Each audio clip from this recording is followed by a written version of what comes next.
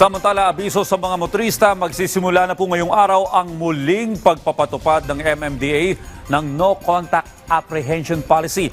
Para sa update niyan, makakausap po natin si MMDA Traffic Enforcement Group Director Attorney Vic Nunez. Maganda bang umaga, Director Nunez? Magandang umaga po, Sir Audrey, at magandang umaga sa lahat ng inyong taga-subaybay. Okay, ano po ang aasahan ng mga motorista sa muling pagsisimula ng No Contact Apprehension Policy? Well, kaninang umaga po, nagsimula na kami as of 6 a.m. and for the first hour, nakatala ho kami ng 87 violations sa aming NCAP from 6 a.m. to 7 a.m. So, hopefully, natutuwa naman kami, medyo konti ang na-monitor namin, and even yung mga sasakyan, yung mga laging lumalabas na mga coding during Monday, bawas din at mukhang marami naman nung sumunod at kumbaga tumalim sa ating pagbabalik ng NCAP, and we're really happy na talagang nakita namin na deterrent ho talaga ang NCAP sa lalong-lalo na sa mga pasaway na motorista. Okay, Director, may mga ilang concerns lamang po yung mga motorista gaya ng signages. Natugunan na po ba kaya ito? Yes, during the weekend, nag-ikot yung aming Traffic Engineering Center. And rest assured po, dun sa mga areas na may kakulangan or hindi pa. Tapos kasi may mga ginagawang asphalt overlay, may mga roadworks, ang DPWH na ongoing.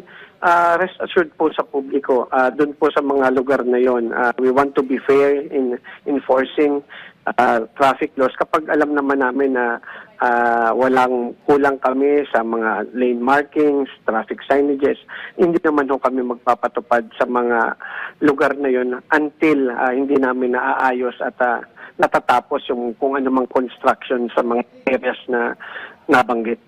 Okay. Well, Director, dahil nga po nakaschedule na magkaroon ng rehabilitation itong kahabaan ng EDSA at yung ibang mga motorista, ginagamit po yung bike lane, ito po ba'y mahigpit na babantayan din ng MMDA? Yes po, sir. Actually, we will have a press briefing later this morning with Chairman Don Artes and DOTR Secretary Vince Dizon. Lahat ho ng issues tungkol sa EDSA rehab ay pag-uusapan later on. So, I don't want to preempt kung ano pong pag-uusapan at tatalikayin ni na Chairman Artes at Vince Dizon. Kasama rin nila ang DPWH mamaya sa press briefing. So, abangan na lang ho natin yung i-discuss nila. Mamaya-maya lamang ho. Well, Director, nung pinatupad yung NCAP noon, base po sa datos, ano po yung kadalasang nahuling paglabag? Ang number one ho talagang violation is disregarding traffic sign. Pangalawa, yung pag-violate ng UVVRP or yung coding. Pangatlo po yung sa motorcycling and also dun sa pagdaan sa bus lane ng mga pribadong sasakyan.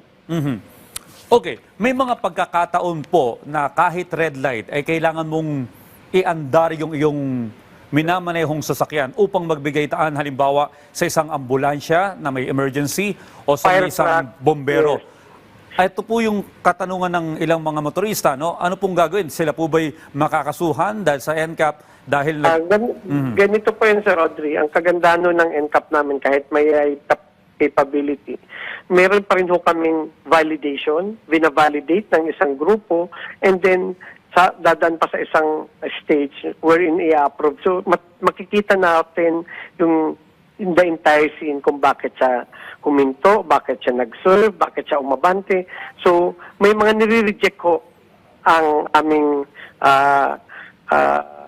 board na nagre-review, yung review board namin, kasi kapag nakita naman nila na dahil nga may mga emergencies or naka-double tap dahil minanual ng aming mga enforcers, yun po ay i-reject at hindi po isasama at ipapadala sa nakitang sasakyan. So yun po ang kagandahan nito, dumadaan pa rin sa manual review yung mga huli. Hindi ho agad-agad yan ipinapadala yung summon or yung violation. So there's also a process para makita talaga yung buong scene ng bawat nagva-violate na motorista. Okay. Bilang panghuli, Director, halimbawa ang isang motorista ay gusto niyang i-contest yung ikinaso sa kanya. Siya po ba'y maaabala o mahabang oras yung kanyang gugugulin para ma-contest ito? Ang ganito po, sir, ang MMD ho, noon pa man ay nilaunch na ho namin yung aming online filing ng traffic adjudication. Pagtungo lamang ho sa MMD website at i-click yung link or i-scan ang QR code ng contest form. They don't have to go to MMDA. If-fill up lang ho sila doon, may konting narration kung anong nangyari, ipapa-upload sa yung ticket and yung license, and then they will receive a feedback from the MMDA Traffic Adjudication Board within 3 days. So, napaka-conveniente na rin ho sa kanila if they want to fight a contest or protest via online na lang po. And hindi na nila kailangan pumunta pa sa aming ahensya para mag-contest ng kanilang mga huli. Alright, Director, bilang panghuli po, no, ngayon pong unang araw ng muling pagpapatupad ng NCAP, ang inyo pong mensahe sa ating mga motorista?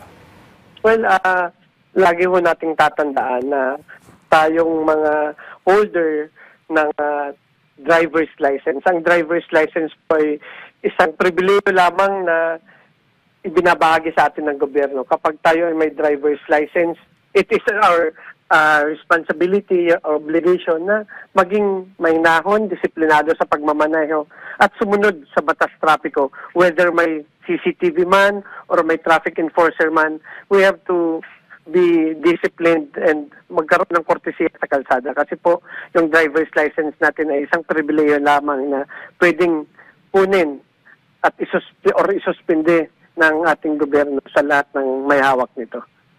Marami pong salamat, MMDA Traffic Enforcement Group, Attorney Director, Attorney Vic Nunez. Magandang umaga.